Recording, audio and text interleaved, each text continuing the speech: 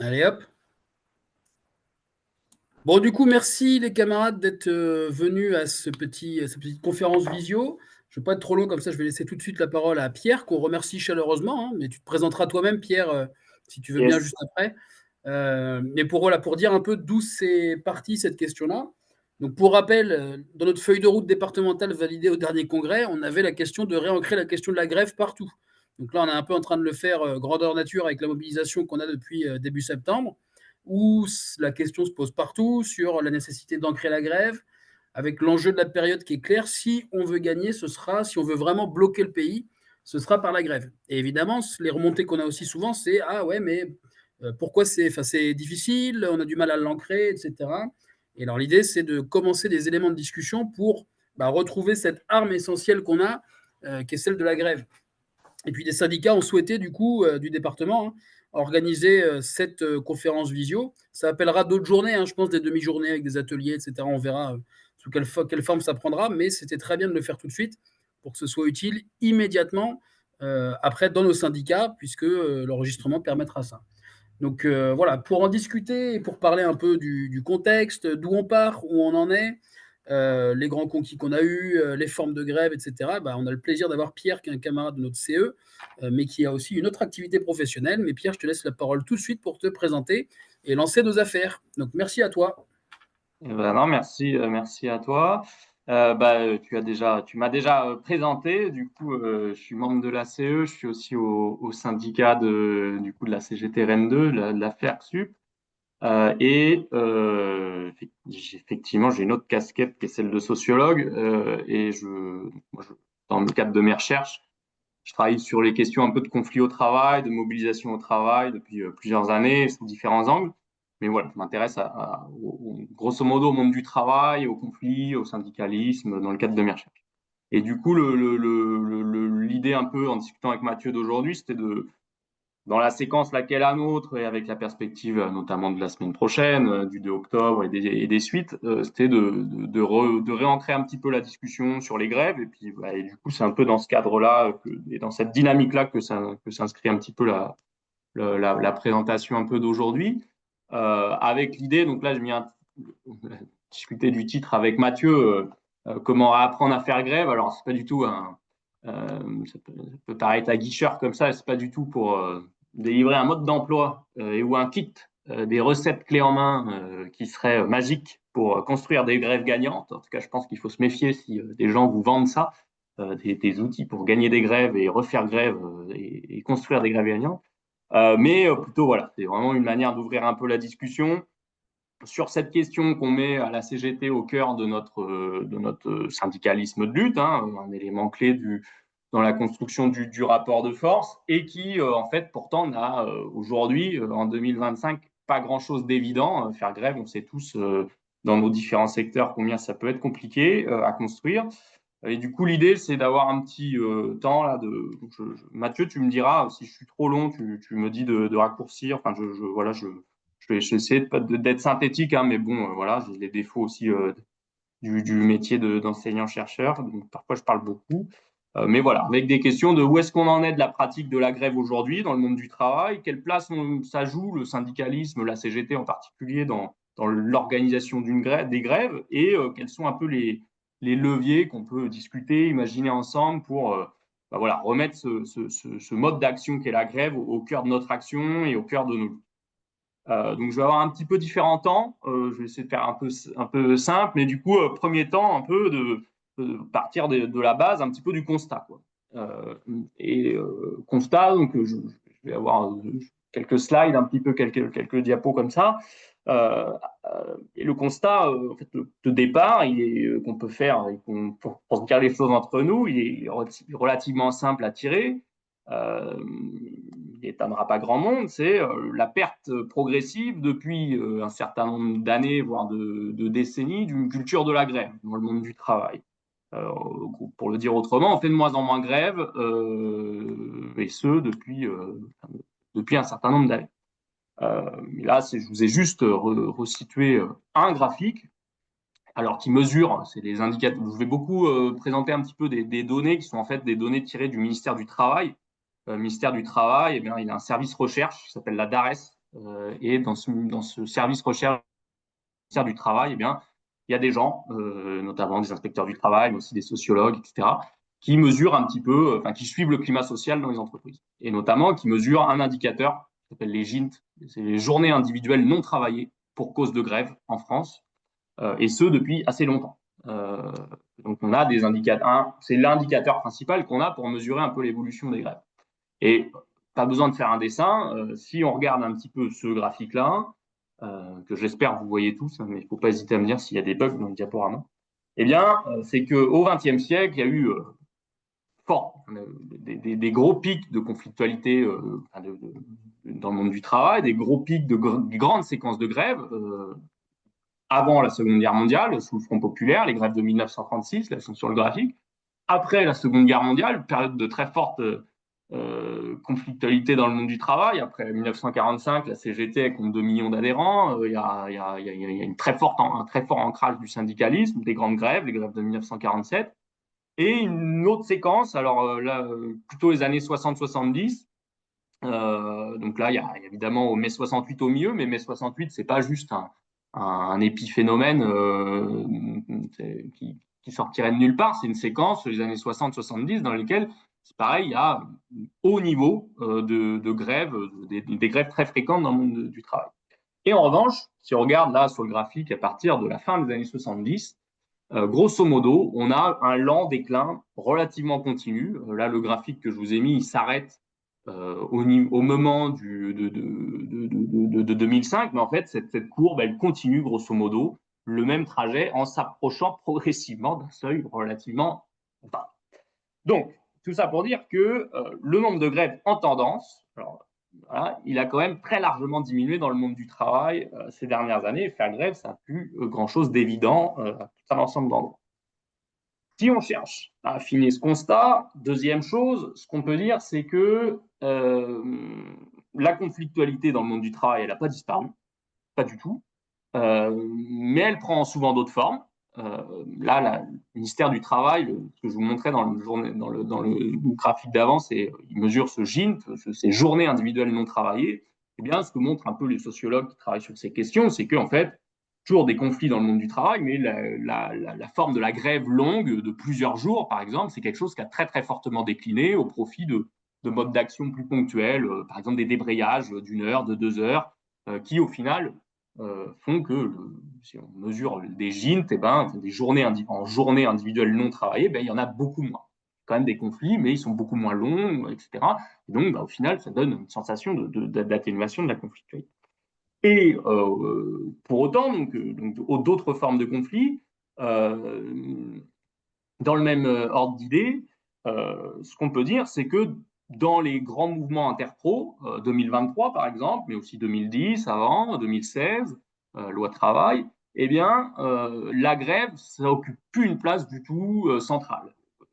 Et ça, c'est pas mal dans nos discussions actuelles. Ne pas rejouer 2023, ne pas rejouer les manifs saute-mouton, c'est une réalité au sens où ce qu'on voit, c'est que même dans les séquences, dans les années où il y a eu beaucoup de conflits sociaux et des grands mouvements interpro, 2023 par exemple, eh bien, la grève, il y a un léger rebond.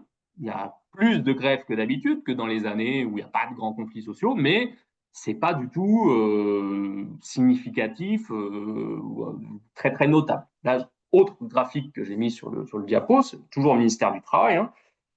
En 2023, vous avez 2,7% des entreprises qui déclarent, ça c'est, je vous passe les détails un peu de comment calcule ça le ministère, mais qui déclarent avoir eu une grève, un épisode de grève donc collective dans leur établissement. C'est plus que les années d'avance, plus que 2022 par exemple, mais le rebond, il est quand même relativement ténu. Ça dit bien aussi des choses sur le fait qu'en 2023, par exemple, les grèves, il y en a eu dans certains secteurs, mais finalement, ce n'est pas du tout l'élément central, et c'est bien été les manifs de masse, etc., qu'on a connus, qui occupent une place centrale. Donc 2,7% des entreprises dans lesquelles il y a une grève, ça peut paraître très très peu, enfin c'est très très peu. Faut remettre ça en perspective avec l'idée que, ça ne pas être trop alarmiste, que en fait ces entreprises dans lesquelles font grève, c'est les plus grosses. Il y a énormément d'entreprises en France où il y a moins de 10 salariés, 10 à 20 salariés, etc. Dans ces entreprises, il n'y a quasiment jamais de grève en tendance. Et c'est beaucoup plus dans les plus grosses entreprises, dans les plus grosses administrations qu'on trouve des grèves. Et troisième étape du constat, et après je vais avancer, pour dire que dans ce contexte-là, eh bien, le fait de faire grève, eh bien, c'est devenu quelque chose qui se concentre dans certaines parties seulement du monde du travail. Il n'y a plus du tout, c'est une pratique qui tend à être de plus en plus recentrée sur certaines catégories, sur certains secteurs, et beaucoup plus. Ça n'a jamais été également réparti dans le monde du travail, mais il y a des phénomènes là de concentration de la grève dans certains secteurs, dans certaines catégories bien précises du monde du travail. Des gens stables, en CDD, en CDI ou qui sont fonctionnaires, et des gens qui appartiennent plutôt, disons, à des couches intermédiaires du monde du travail, des professions intermédiaires de la fonction publique, de la santé, du travail social, et qui appartiennent à des secteurs bien particuliers. Ces secteurs, c'est là je vous ai juste mis en surligné là où les groupes sociaux qui font plus grève d'une certaine façon. Eh bien, on retrouve les secteurs de la fonction publique, les enseignants, les professions administratives dans leur ensemble, la santé, le travail social, et les ouvriers de l'industrie, et ceux du transport, la dernière ligne là qui est surlignée, grosso modo. Et par contraste, eh bien, il y a tout un ensemble de secteurs dans lesquels la grève, c'est quelque chose qui n'existe pas ou très très peu. Et notamment dans des secteurs qui sont en fait numériquement dans le marché du travail, dans le monde du travail, des énormes secteurs. Les employés de commerce, euh, les personnels des services à la personne, des services aide à domicile, etc. Donc, c'est des volumes numériques très très importants. Et là, la grève, bah, ça a très peu d'existence. Il y en a pas, il y a bien sûr ça arrive, mais eh bien c'est très très peu. Alors, ça c'est pour le constat. Euh, deux, trois éléments sur un peu comment on peut l'expliquer. Euh, bon, maintenant comment on peut expliquer tout ça? C'est quoi les causes? Alors, un peu arbitrairement, j'en ai identifié quelques-unes. Il y aurait plein de choses à dire. Enfin, et là, je ne vais pas m'attarder, par exemple, sur les évolutions de certaines autres organisations syndicales qui aujourd'hui font plus du tout de la grève un outil central, la CFDT, Force ouvrière y compris, qui ne le pensent pas comme un élément dans la construction du rapport de force, plutôt comme un ultime recours. Enfin, la CFDT, c'est très clair l'évolution depuis 30 ans sur le sujet. Mais bref, on va focaliser sur d'autres aspects qui ne sont pas du tout, ça ne veut pas dire que c'est les seuls. Premier truc, la précarisation du travail et de l'emploi. Globalement, ce que montrent bien tous les travaux de sociologie sur ces questions, c'est qu'on fait grève tendanciellement quand on est intégré de façon à peu près durable dans un collectif de travail et pas quand on est précaire, qu'on enchaîne les contrats, qu'on change d'établissement régulièrement, etc. Or, eh bien, le monde du travail, comment il a évolué depuis 30-40 ans, dans le sens d'une précarisation assez massive dans différents pans. Dans les nouveaux secteurs, qui sont plus nouveaux, mais tous les secteurs qui ont beaucoup grossi, ceux que je mentionnais tout à l'heure, service à la personne, le commerce, le nettoyage, etc., on a des secteurs dans lesquels la précarité elle est très forte, des bas salaires, des contrats précaires, des temps partiels subis, etc. Et y compris dans les secteurs dits plus protégés ou plus préservés, je pense à la fonction publique, aux entreprises à statut, à EDF, à la SNCF, etc., eh bien, on a des secteurs qui ne sont pas du tout épargnés par ces logiques-là. Là, sur la droite, je vous ai juste remis l'évolution du nombre de contractuels dans la fonction publique. Donc ça, c'est les petits bâtonnets gris. Dans l'ensemble des trois fonctions publiques, eh bien, aujourd'hui, on est arrivé à 20% des effectifs des agents publics qui ne sont pas des agents statutaires, fonctionnaires, mais qui sont des agents contractuels. Donc, ces logiques-là de multiplication de contrats précaires, de CDD, eh bien, elles touchent aussi ces secteurs-là. Et ça a comme effet, enfin, mais ça, c'est pas que dans la fonction publique, dans les gros, dans ce qui était historiquement les gros bastions CGT dans l'industrie, par exemple, eh bien, qu'on observe depuis, pareil, plusieurs années, décennies, c'est un recours massif à la sous-traitance, à l'externalisation à ces types de contrats type intérim, à des suppressions d'emplois, qui ont pour effet donc de faire baisser l'emploi industriel en France, mais qui ont aussi pour effet, moi c'est ce que j'avais pas mal travaillé dans ma thèse, par exemple pendant mon doctorat il y a quelques années, qui ont pour effet l'emploi de fragiliser très fortement les équipes militantes, les équipes syndicales, les équipes CGT, parce que bah, du coup, des suppressions d'emplois, des plans sociaux et un renouvellement très rapide, très forcé des équipes militantes, des équipes syndicales, qui fait que on n'a pas le temps de transmettre et tout le travail un peu d'apprentissage qu'on pouvait faire aux côtés d'un délégué syndical qui était là depuis des années et des années, qui nous transmettait un peu les ficelles, bah, voilà, et notamment comment on construit une grève, etc. Et bien ça, bah, c'est des processus qui se cassent avec ces processus de restructuration industrielle où il y a des pertes de repères et de transmission d'expérience, de savoir-faire qui sont importantes dans ces moments. Ça, c'est un premier élément qui pèse fortement sur la capacité à construire des grèves. Deuxième élément, qui sont à avoir bien en tête, mais ça, je vais l'apprendre à personne ici. Il y a dans le monde du travail des attitudes patronales qui sont assez farouchement hostiles à des formes de syndicalisme un peu trop virulentes ou à des formes de contestation ouvertes, qui rendent compliqué de faire grève, tout simplement de se déclarer en grève. C'est quelque chose qui est très très mal perçu dans plein de secteurs, les secteurs que vous mentionnez tout à l'heure, hein, l'hôtellerie, enfin, tous les secteurs du commerce, etc. Euh, donc ça, évidemment, ça pèse. Mais ce qu'il faut avoir en tête, c'est que cette attitude du patronat pour atténuer un petit peu la conflictualité, pour les contestations, etc., eh bien, c'est pas seulement de la répression. C'est pas seulement du fait de on va licencier les grévistes. Ça, bien sûr, c'est une facette, mais ça prend aussi des formes, disons, plus insidieuses, plus discrètes. Euh, il y a tout un ensemble de techniques mobilisées par les entreprises pour enrôler les salariés, pour fabriquer du consentement, pour fabriquer de l'adhésion et pour, disons, d'une certaine façon, atténuer leurs envies de contestation, leurs envies de faire grève, etc. Moi, de façon plus récente, j'ai travaillé sur une entreprise du commerce qui est bien connue, qui est Decathlon. On a fait toute une grande enquête avec des collègues. Donc, Decathlon en France, c'est pas rien, c'est quand même 20 000 salariés, donc c'est quand même beaucoup. Et c'est une entreprise qui existe depuis les années 70 et dans lesquelles, jusqu'en 2021, il n'y a eu aucune grève coordonnée de l'histoire de l'entreprise. Pendant 50 ans, c'est une entreprise, alors que il y a des bas salaires, les vendeurs sont tous au SMIC, qu'il y a des temps partiels subis, en veux-tu, en voilà, etc. Il n'y a aucune forme de contestation dans cette entreprise, aucune forme de grève qui a émergé jusqu'en 2021, au moment où il y a le Covid et l'inflation, etc. Il y a eu quelques grèves à ce moment-là. Et pour comprendre ça, eh ben, c'est pas juste de la répression, c'est pas juste ça peut arriver, c'est arrivé, on l'a vu dans notre étude sur le management qui, à différentes échelles, casse du syndicaliste, par exemple, mais c'est aussi toute la capacité de l'entreprise à mettre des modes de gestion du personnel en place qui vont faire obstacle dans l'esprit des salariés à l'idée même que ce sont des salariés qui ont des intérêts propres différents de ceux de la direction d'entreprise et que du coup ils auraient intérêt à se mobiliser ensemble collectivement, par exemple sous la forme d'une grève, pour voilà, améliorer leur salaire, faire en sorte qu'il n'y ait pas autant de temps partiel, etc.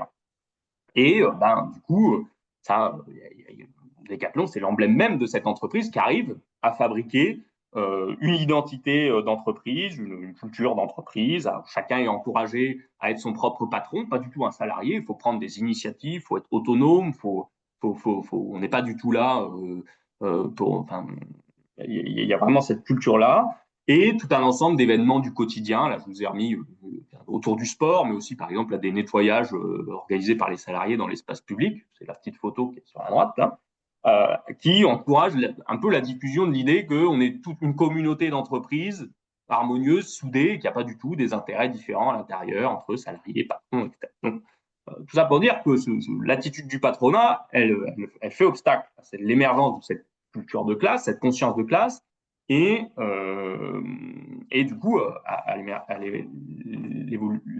l'apparition de. Et troisième et dernier aspect, je vais essayer de ne pas être long, il y a des choses qu'il faut aussi qu'on ait en tête entre nous, qu'on se dise entre nous, qui touchent à la manière dont on fait du syndicalisme dans nos boutiques, dans nos administrations, dans nos entreprises, etc. Et ça a beaucoup changé notamment sous l'effet des réformes libérales des gouvernements successifs. Alors, la dernière en date sur ces questions, il y en a eu bien d'autres avant depuis 20 ans, c'est les ordonnances Macron de 2017. Qu'est-ce qu'elles font, ces réformes-là gouvernementales, qui sont vraiment d'inspiration libérale, qui ne sont pas du tout là pour renforcer les droits des salariés. Qu'est-ce qu'elles engendrent? Elles ont engendré, ça, les ordonnances Macron, je pense que s'il y a des passages au CSE, par exemple, ça a eu des effets d'affaiblissement, de réduction des moyens syndicaux tout à fait importants. Le ministère du Travail lui-même documente ça.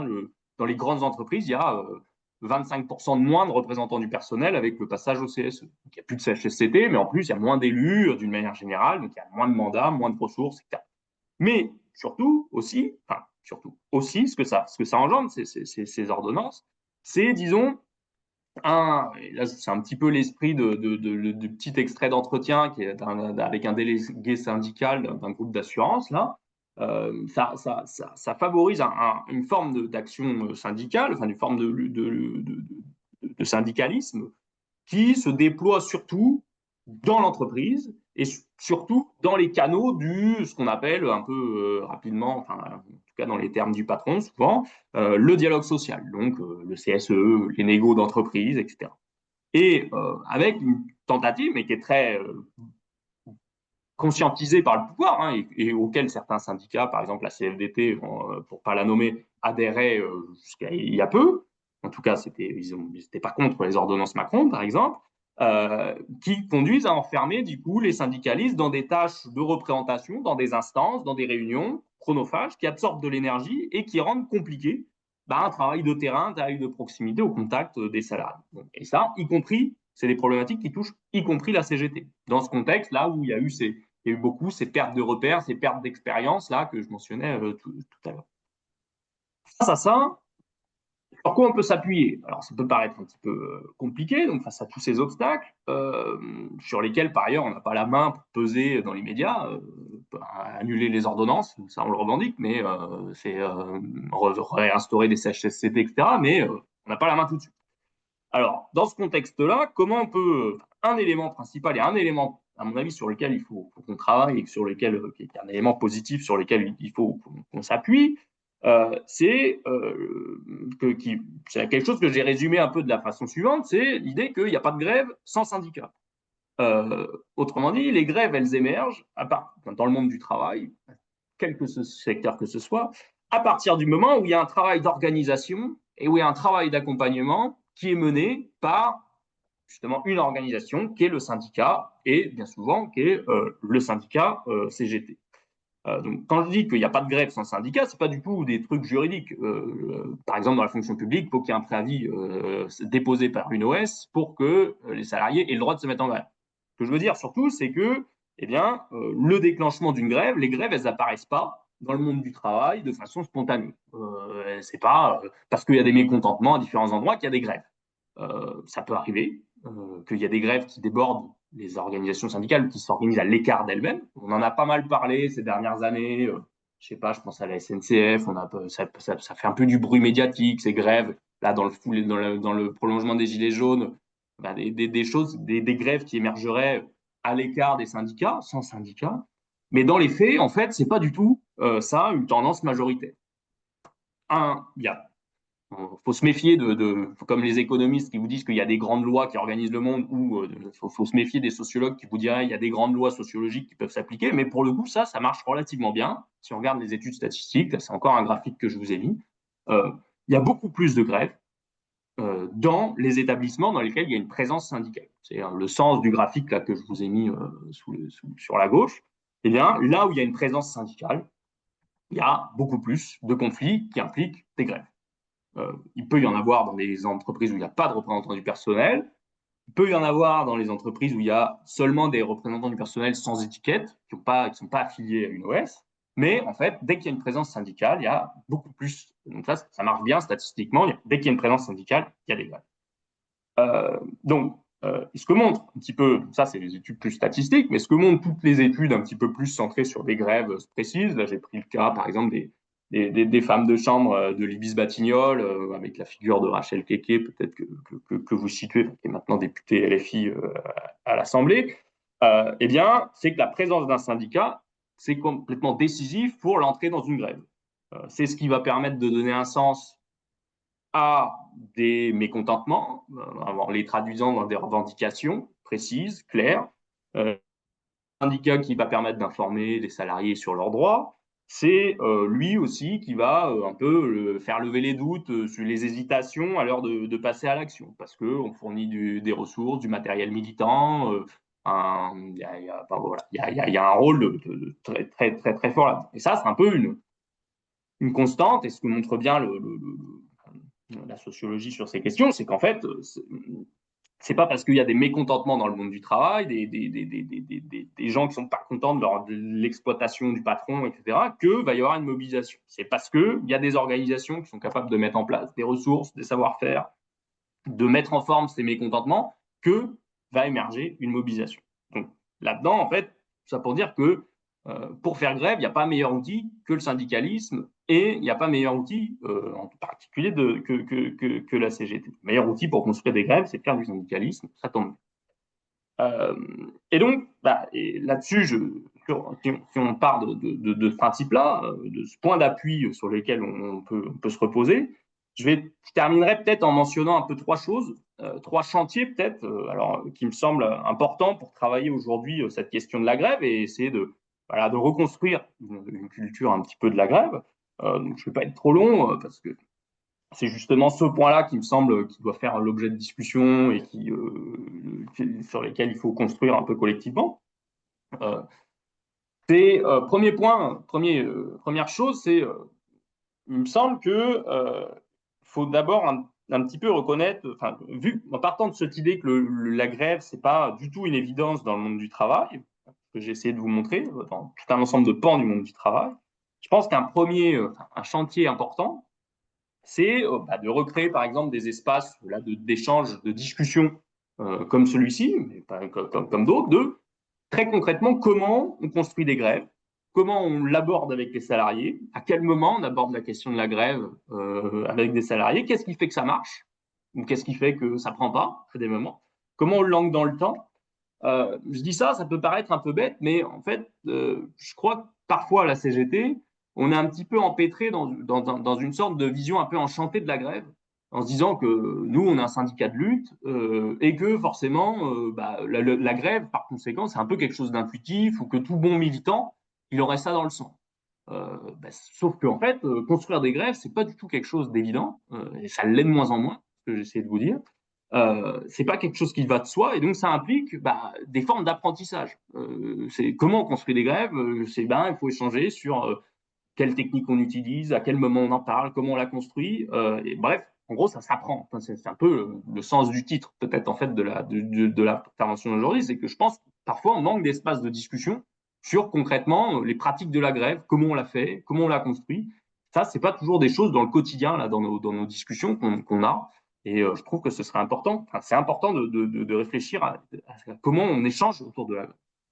Deuxième chose, et ça, euh, je le dis d'autant plus aussi que je suis là en tant que membre de la CE de l'UD, je pense que du coup, il est urgent, il est fondamental de réfléchir au déploiement de la CGT dans tout un ensemble de secteurs, dans tout un ensemble de pans du monde du travail qui aujourd'hui ne fait pas grève. Ce que je vous ai dit sur le fait qu'il n'y avait pas de grève sans syndicat, ça implique que là où on n'est pas, il n'y aura pas de grève. Et donc construire une grève générale, généraliser des grèves face à un plan de budget d'austérité, ça va être compliqué à partir du moment où il y a tout un ensemble de pans du monde du travail qu'on ne touche pas. Et donc ça, je pense que ça implique de remettre au cœur, de mettre vraiment la focale sur des questions d'organisation et de renforcement, qui ne sont pas toujours les plus légitimes dans une orga, y compris à la CGT, où le revendicatif, ou la construction des luttes, ça a plus de prestige, c'est plus légitime, etc. Et pourtant, ces questions de vie syndicale, de renforcement, etc., c'est avec les structures de proximité, les UD, les UL, les unions professionnelles quand elles existent, c'est quelque chose qui est tout à fait fondamental pour justement se redéployer dans le monde du travail et donc Ça, c'est un enjeu de premier plan. Et donc, je pense qu'il y a aussi une bataille à mener, même pour s'impliquer dans ces structures-là, mais aussi au sein de la CGT pour faire en sorte qu'elles aient les moyens d'exister, ces structures-là. Pour pas qu'on soit là à faire, à faire avec des bouts de ficelle dans les structures, notamment dans l'interne. Et troisième et dernier truc, et je finirai là-dessus, peut-être en étant un tout petit peu plus long, mais sans trop, c'est un petit peu comment la question de comment on fait grève et comment on pense un peu nos modes de faire grève. Qu'est-ce que je veux dire par là? C'est faire grève en fonction du monde du travail qu'on a en face de nous. Faire grève en s'adaptant à ce que j'ai marqué, le salariat tel qu'il est, le salariat tel que là j'ai essayé très rapidement de le décrire, mais ce que ça veut dire, tout d'abord, c'est tenir compte des contraintes, et notamment matérielles, et de la précarité économique qu'on a en face de nous, et du coup, avoir conscience que s'engager dans des grèves massives quand on a des budgets aussi contraints, enfin des salariés qui ont des budgets aussi contraints, c'est compliqué. Donc ça implique peut-être de réfléchir à des modes de grève, euh, à retravailler les modes de grève, dans plein de secteurs, hein. On fait des débrayages souvent plus d'une heure que des grèves longues, mais aussi il y a peut-être d'autres modes à inventer. Là, j'ai mis juste une image de grève de camarades de la CGT dans la logistique à Géodis, du côté de Gennevilliers, en Ile-de-France, on fait des grèves dures ces dernières années, notamment en s'appuyant sur tout un ensemble de solidarités avec d'autres bases syndicales du coin, du territoire, et d'autres mouvements sociaux, y compris avec des gilets jaunes, par exemple, pour construire des modes d'action qui concilient des grèves et en même temps des blocages des sites. Parce que du coup, ça permet à tous les salariés de ne pas être en grève tout le temps ou d'alterner entre eux. Mais voilà, ce blocage, il est construit ces blocages d'entrepôts, ils ont été construits en lien avec le syndicat et en articulation avec une réflexion sur comment on fait grève, comment on bloque le processus économique. Donc, il y a sûrement des choses aussi à ramonter là-dessus qui tiennent compte de cette précarité économique. Il y a la question des caisses de grève. Euh, comment on organise la solidarité financière avec des salariés qui ne sont pas capables de faire grève plus de 2 jours par mois, pour des raisons qui se comprennent tout à fait. Et cette question, peut-être, souvent, des caisses de grève, elle est peut-être un peu parfois regardée comme étant quelque chose qui va plutôt servir de la grève par procuration. Autrement dit, des salariés qui ne veulent pas se mettre en grève, mais qui vont donner un peu de leur argent de temps en temps pour encourager ceux qui vont bien le faire. Je pense qu'il faut qu'on se pose vraiment cette question-là. Est-ce que c'est vraiment ça ou est-ce que, à mon avis, c'est plus compliqué que ça. C'est pas que de la grève par procuration, c'est aussi des gens qui marquent un soutien actif à de la grève, donné à une caisse de grève, parce qu'ils ne sont pas en condition de le faire. Ce que montre un petit peu là un collègue qui travaille sur ces questions des caisses de grève, c'est qu'en fait, ceux qui donnent beaucoup, pour une bonne part d'entre eux, c'est des retraités dans les caisses de grève. Parce que concrètement, ils ne sont pas dans la possibilité concrète et immédiate de faire grève. Mais donc, du coup, il y a une possibilité de solidarité financière. Donc, à quelle échelle on l'organise dans nos territoires, dans nos syndicats? Parce que, à mon avis, c'est des outils qu'il faut travailler assez centralement, tenant compte du monde du travail tel qu'il est. Et dernier point, et je finirai là-dessus, c'est un petit peu aussi la question de comment on amène la question de la grève aux salariés. Quel discours on a auprès de comment on envisage la grève et comment on la présente. Parce que, alors, à la CGT, la grève, on est à peu près raccord souvent là-dessus, c'est de dire, c'est quelque chose qui matérialise un petit peu la lutte des classes. C'est-à-dire, la grève, c'est un outil, l'outil des travailleurs pour résister à un patron qui les exploite. Euh, mais il faut avoir conscience que ce cadrage-là, cette manière d'envisager les choses, de présenter les choses, c'est pas toujours celui qui parle le plus immédiatement aux salariés qu'on a en face de nous dans certains secteurs. Alors, parfois si, là je parlais tout à l'heure de Ibis Batignolles, des femmes de chambre, etc. Dans ces secteurs-là, il y a des attitudes patronales très très dures, avec un arbitraire très fort, des mises sous pression, une exploitation qui est très exacerbée et qui, du coup, aussi parle à des salariés à l'heure de se mettre en grève, qui vont être sensibles à ce type de discours-là.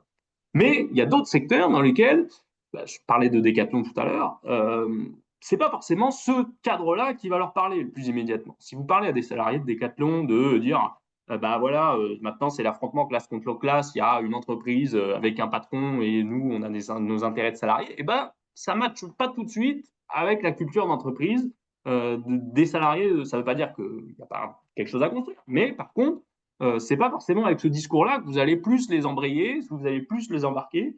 Et donc, l'exemple sur lequel je finirais, c'est ces grèves là, ces quelques grèves qu'il y a eu en 2021 et 2023 chez Decathlon, qui sont historiques, hein, modestes à l'échelle de l'entreprise, c'est 800 salariés, je crois, qui se sont mis en grève au mieux un samedi. C'est modeste à l'échelle de ce que représente l'entreprise, mais c'est quand même historique. Eh bien, c'est une grève qui a été beaucoup construite, donc en mettant en retrait un petit peu ce discours-là de dire que c'était nécessairement un discours classe contre classe avec qui mettait en opposition les salariés et la direction de l'entreprise. C'était plutôt la manière dont c'était amené dans la discussion, c'était plutôt la direction joue pas le jeu, alors que les salariés mouillent le maillot, il faut leur donner des augmentations de salaire parce que ils ont pendant le Covid été présents, été ouverts, etc. Et pour éviter que l'entreprise décline ou périclite, il faut faire un geste et avancer sur ça. Et ça, c'est autour de ce discours-là, qui n'est pas un discours le plus virulent ou le plus classe contre classe initialement, mais qui oppose pas frontalement salariés et direction d'entreprise, que s'est construite progressivement ce mouvement de grève. Et donc, je pense que tout ça pour dire que, et je finis, c'est important d'avoir un discours sur la grève et la manière dont on l'amène aux salariés qui se connecte à la manière dont les salariés voient les choses, à la manière dont, dans un secteur, dans une entreprise en particulier, ils voient leur travail, ils voient leur entreprise et se représentent les choses. Ils ne sont pas tout de suite acquis à la manière dont, parfois, à la CGT, on présente cette question de la grève. Voilà. Désolé, j'ai peut-être été un petit peu long, mais c'est à peu près ce que je pouvais dire pour un peu lancer la discussion. Merci Pierre. Marilyn, on peut peut-être couper du coup l'enregistrement pour l'instant et aller sur le débat, si tu veux bien. Voilà. Bon, je veux te remercier pour plein de raisons. Déjà, c'est un bon début pour amener la discussion, hein. On sait d'où on part. Maintenant, c'est à nous de décider sur comment on veut aller là où on veut aller. Bon, il y a plein de trucs sur lesquels moi j'aurais à discuter aussi, hein, garder le discours de classe, je pense que c'est fondamental quand même, mais sans doute qu'il y a des manières de l'amener. C'est toujours ce que je dis aussi, hein. Si on commençait par le premier livre du Capital, à chaque fois qu'on a la discussion sur le rapport capital-travail, avec la définition de la marchandise, on n'ira pas très loin dans les discussions, mais par contre, de trouver les manières d'amener l'affrontement de classe dans des façons d'amener les choses qui sont peut-être plus à partir du travail, quoi, et des réalités concrètes qui sont vécues. Et ça, c'est plein de trucs qu'il faut qu'on discute ensemble, y compris dans nos secteurs pro, parce que la première question de Nathalie, c'était ah oui, mais dans les services publics, c'est peut-être un peu, c'est différent, c'est plus la même logique. Et je crois que ce qu'on doit s'évertuer à faire aussi, c'est faire du lien en permanence, public, privé, actif, retraité, peu importe, pour montrer qu'il y a une logique générale, quoi. Donc la logique du capital, elle infuse aussi les services publics. Et je pense que les aides publiques aux entreprises, elles servent à ça. Ça montre que ce qui se passe du côté du privé a évidemment une influence sur les services publics. Il y a des choix qui sont faits et que patronat et gouvernement font des choses en commun. Alors peut-être juste, avant de donner la parole aux camarades, hein, vous pouvez déjà vous inscrire en levant la main si vous voulez. Mais du coup, toute la logique aussi qu'on essaye de créer maintenant, évidemment, il y a le court terme, là. Il y a en tout cas le court moyen terme, la lutte qu'on mène actuellement. Comment est-ce qu'on fait pour l'amplifier? Comment est-ce qu'on fait pour la massifier? Ça va être le boulot d'aller tout de suite dans les boîtes pour parler de la grève, pour parler de ce qu'on fait, etc. Trouver les bonnes manières d'en parler. Et puis, peut-être donner des choses simples. Moi, on essaie de dire ça aussi. De dire que sans nous, quand on arrête de bosser, il n'y a plus rien qui tourne. Ça, c'est le premier truc. De redonner confiance là-dedans en se disant que la base de la base, parce que c'est ça aussi la base du conflit capital-travail, c'est qu'ils ont besoin de nous et l'inverse est beaucoup moins vrai. Mais pour le coup, sans nous, il n'y a plus rien qui tourne. Et c'est là où je fais tout de suite le lien avec les services publics, Nathalie. Ça vaut aussi dans les services publics. Sans nous, il n'y a plus rien qui se passe à l'hôpital, il n'y a plus rien qui se passe, il n'y a plus d'éducation, il n'y a plus rien qui se passe dans les transports, il n'y a plus rien qui se passe dans l'énergie. Et je pense que contribuer à retrouver cette force-là, c'est aussi une manière de retrouver l'utilité de l'arme qui va avec. C'est parce que sans nous, il ne se passe plus rien que du coup, si on arrête le boulot par la grève, forcément, il se passe quelque chose. Il y a d'autres éléments qu'on pourrait dire, hein. Je pense que de dire qu'on n'est pas revenu sur les grandes conquêtes non plus, parce que c'est pas, là aujourd'hui, c'était pas trop l'histoire, mais c'est quand même bien de se le redire que les grandes conquêtes, c'est que parce que quand on a fait grève et que c'était massif, ça a marché, quoi. En 36, en 68, en 95 et en 2006, par exemple, en gros, hein, si je prends ces exemples-là, mais il y en aurait d'autres. Et que aussi, même dans les boîtes, je pense que c'est un truc que dans les stats, c'est pas ça apparaît pas clairement, mais des grèves locales, elles donnent des résultats locaux aussi. Et ça, sans doute qu'on n'est pas assez bon pour les valoriser. À chaque fois qu'on a des victoires, peu importe la taille qu'elles ont, il n'y a pas de petites victoires, comme on dit souvent. Mais je pense que ça aussi, on a besoin de se le dire. Et je pense aux copains des transports, là, chez Massico, par exemple, qui avait fait une grève qui était un peu nouvelle en plus, hein, parce que c'est chez les routiers, c'est pas forcément évident, etc. Mais pour le coup, quand ça marche, il faut qu'on se le dise. Et ça implique qu'on discute ensemble de manière régulière, quoi. Donc, je pense que cette première visio, elle va amener d'autres discussions plus approfondies qu'on pourra avoir avec des ateliers, etc. On verra sous quelle forme ça prend. Mais on a vraiment besoin de remettre cette question au cœur. Et déjà, tu l'as dit, dans nos syndicats, de se reposer la question de ce qui fonctionne, ce qui ne fonctionne pas, comment on y va, comment on amène la discussion, en l'adaptant aussi aux réalités concrètes dans chaque secteur professionnel. Ça, c'est, à mon avis, fondamental. Et puis, tu as parlé, moi, dans les chantiers, hein, déjà faire du lien entre nous. Le deuxième aussi, j'ai oublié le troisième, tu m'excuses parce que j'ai plus la slide sous les yeux, mais le deuxième, sur les questions d'orga et de vie syndicale, on est à fond là-dedans. Et je pense que toute notre feuille de route départementale, elle est tournée autour de ça. Donc, c'est sûr qu'on sait ce qu'on a à faire, en fait. Si on n'est pas en proximité, si on n'est pas au contact des salariés, si on n'essaie pas de développer le plus de syndicats, il y aura